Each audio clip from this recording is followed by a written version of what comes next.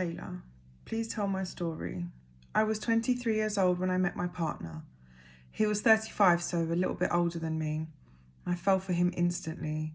The beginning was a whirlwind, engagement, pregnancy, textbook perpetrator behaviour, I guess.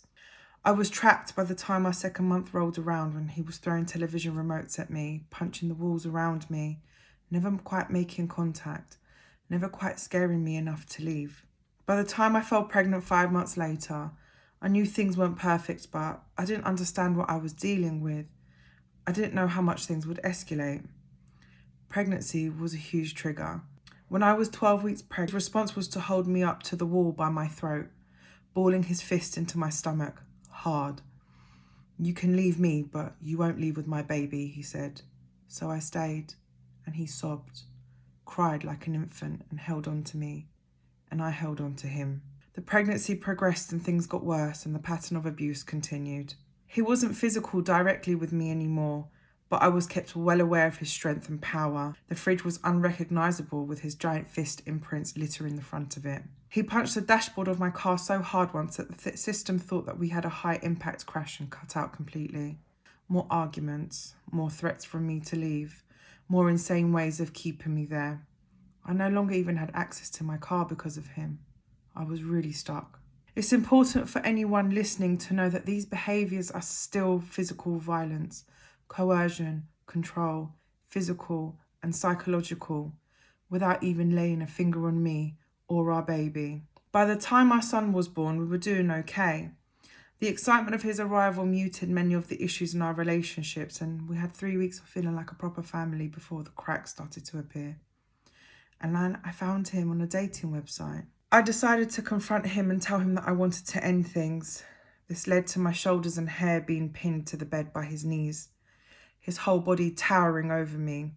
Just another reminder that I wouldn't be going anywhere without our baby. My heart was breaking on the inside, but I apologised. I shut up and I didn't tell a single soul. One night we were in bed and my baby was crying, but he had moved the Moses basket over to his side. I didn't agree or disagree with this decision. Not that I would have had a choice either way. I quickly changed my mind about the idea of letting my baby cry it out. Listening to him screaming was too much for me, so I walked to the other side of the bed with the intentions of picking him up. Such a normal response for any parent. His father's legs came out from under the covers, forming a barrier between me and the basket, making it clear that I wouldn't be getting close to my baby without getting through him first. And my heart shattered. He had always hated when I cried. It would make him irate, so I climbed back into bed and sobbed silently. We've all been there. Silent, but your body moves with the tears. I couldn't hide it. I felt both his feet on my back as he launched me out of the bed with such force, crumpling me to the floor. I hadn't been able to process what had been happening before I was being dragged out of the room by my ankles, the carpet burning my back as I moved away from the sounds of my baby crying. Now on the landing, he would let go of me and I got to my feet. It was dark, but his eyes looked back at me. I didn't recognise the person I was staring at. I had two options: run downstairs or run into the spare bedroom, because I didn't want to leave my baby crying up there, so I chose the latter. I won't go into the details of what happened in that room, but I really thought at one point I wasn't going to make it out alive. I took what was being given to me, all whilst I listened to my baby screaming in the next room. I thought about what his dad might do once I was dead, whether he would panic and kill himself, leaving our baby alone, or would he hurt our baby too? All of the worst thoughts you could ever imagine that a mother has cursed through me as I fought off his 20-stone father, and every time I tried to get out of the room, I was thrown back. Eventually he stopped and unbelievably asked me if I wanted some water. My throat had been injured and I could barely speak. Yes, I wanted water.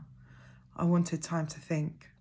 He reappeared and I was crying again, so he poured the water over my head. There was no time to think.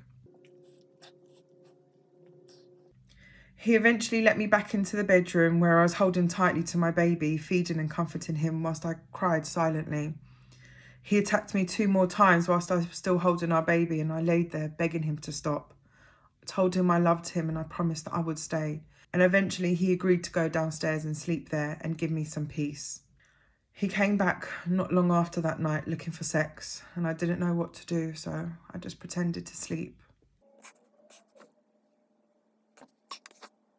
Eventually, he left me alone and I was just too afraid to call the police, too exhausted to move. So I sent my best friend a message saying, "Something has happened. I'm telling you now because I know I won't tomorrow. Please don't call me."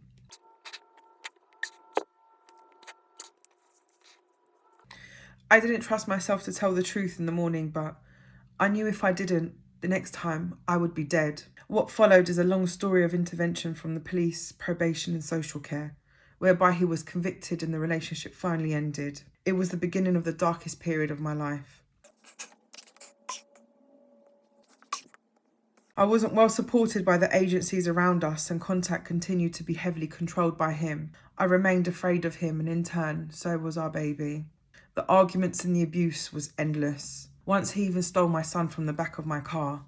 I was a wreck on the inside and I was trying so hard to make it seem like we had a great co-parenting relationship to everyone else. We did have some good days, but behind closed doors he would threaten and chase me whilst I was holding our baby, leaving me totally conflicted about whether to run away from him or at him. When I talk about this, I hear the comments that people might make about how they would never put their baby through that. But sometimes it felt like taking him away from his dad could lead me to my death.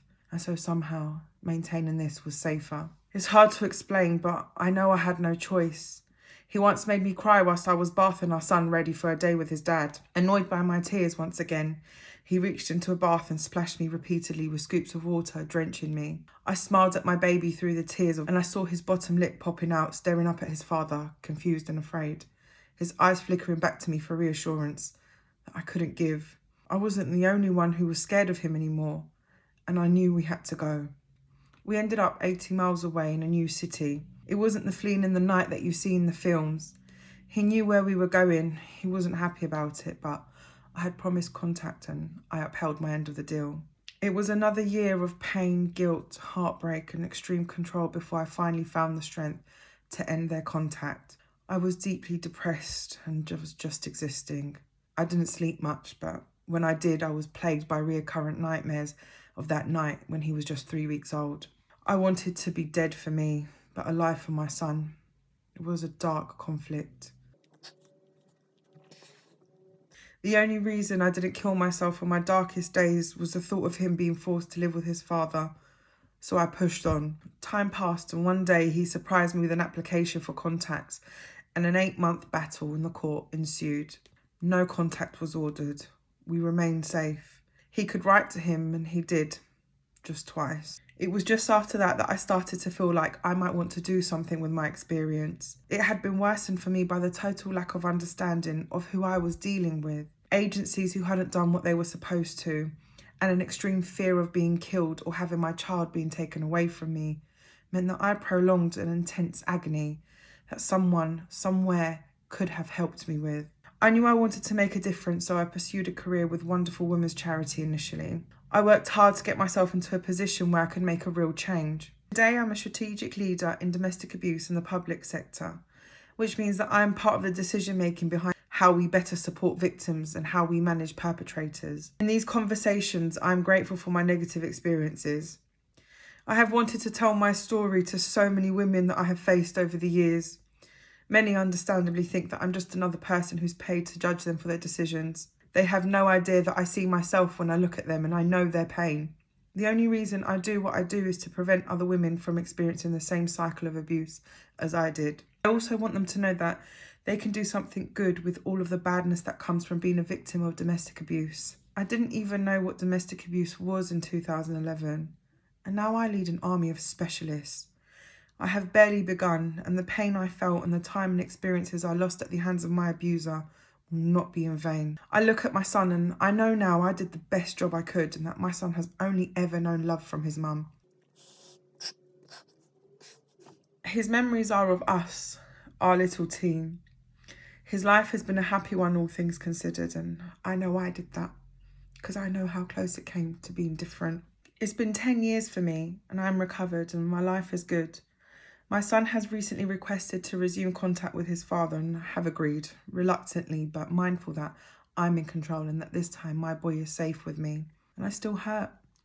I still sobbed telling you my story because it's still loud for me. I still wake up scared sometimes, but it's okay. I spent a long time feeling like I should be over it, and now I accept that there are different versions of that for people, and that sometimes you don't just get over it, but it doesn't mean that you can't ever be happy again. So please, ladies, don't ignore red flags. Please get help and get out. Please be safe, like me and my son.